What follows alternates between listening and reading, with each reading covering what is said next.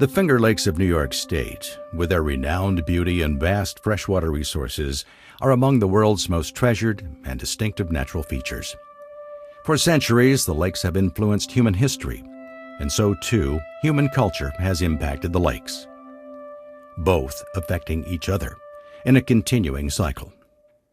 Today, because of proactive conservation efforts that span decades, we can all celebrate the magnificent Finger Lakes. Back from the brink is the story of two of them, Hemlock and Canadice Lakes. Native Americans believe the Creator looked upon this land with special favor and reached down to bless it, leaving the imprint of His hands, which formed the Finger Lakes. After millions of years of glacial activity, the landscape was radically changed. 11 lakes were carved into the bedrock.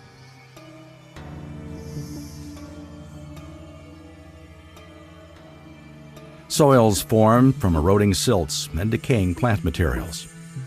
Forests of spruce, then pine, and finally hardwoods covered the new landscape, and the cycle of growth and decay rebuilt new layers of soil.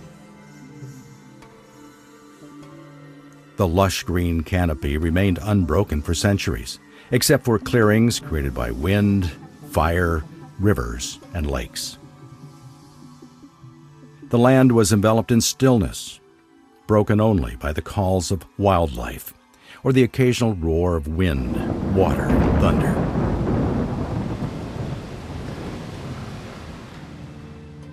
High in the west, Canadice and Hemlock Lakes were two of 11 as yet undiscovered lakes, hidden away in a wilderness of deep, forested valleys. And although the Nundawaga were not the first native people to journey here, they fished, hunted, and camped along the shores for nearly 500 years before being driven from their homeland during the Revolutionary War. Soon after, pioneer settlers discovered the lakes for transportation, hunting, fishing, and later for recreation. By the time of the Civil War, summer cottages were beginning to line the shores of both Hemlock and Canadice Lakes. Hemlock Lake became the summer home of wealthy Rochesterians. 5 resort hotels thrived, and steamboats ferried passengers up and down the lake. Canadice was the getaway for local folks.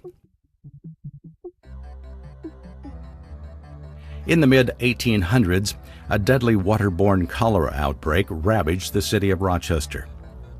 Unable to eradicate the disease from its cisterns and wells, officials looked south to Hemlock and Canadice Lakes for a new source of water. A 30-mile gravity-fed conduit was built in 1876, which provided clean drinking water. In 1896, concerned by the impact of increasing development, the city began to acquire lakeside properties. The story of Hemlock and Canadice Lakes going wild for the sake of clean water was just beginning. By the mid-1950s, the city had purchased and removed all of the hotels and cottages on both lakes.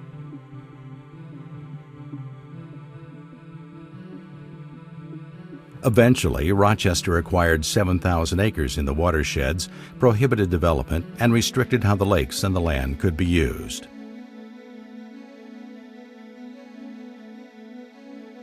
And so, Hemlock and Canadice became the only 2 undeveloped lakes among the 11 Finger Lakes. In 1965, New York's last known pair of bald eagles chose their nest site in this protected habitat at the south end of Hemlock Lake. It was discovered by amateur naturalist Tom Rober, who later shared his find with New York State Department of Environmental Conservation technician Mike Allen. They worked together, and with other dedicated individuals, to restore the bald eagle population, which has grown to nearly 40 nesting territories in central New York. This has become one of North America's most successful wildlife conservation efforts. When new federal standards required Rochester to build a water treatment plant, concerned citizens speculated that the valuable lands would be sold to developers. What would become of the only two undeveloped Finger Lakes?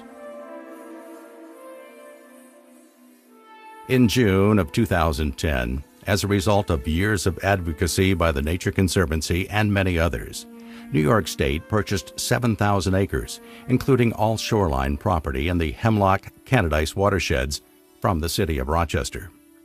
Then DEC Commissioner Pete Granis said, "This is without a doubt the most important land acquisition project the state has undertaken outside the Adirondack and Catskill parks in more than a generation." Today, and for generations to come, the newly formed Hemlock-Canadice State Forest provides visitors with a glimpse of the past, when all of the Finger Lakes were wild. The incredible natural beauty of this place in the western Finger Lakes region is ever constant throughout the seasons. Ascending woodland trails, you will see vistas of unbroken forests and the hamlet of Springwater in the distance, and then the pristine waters of Canadice and Hemlock Lakes. But you should also look at the flowers, ferns, and the smallest of woodland creatures. Enter the old-growth forest and take a rest. Listen to the forest talking. Hike through the woods and cross a clear stream flowing to the lakes, and you will find salamanders, trillium, blue heron, and a glint of light on the wavelets, just as they were in 1350, and as they will be in 2050 and beyond.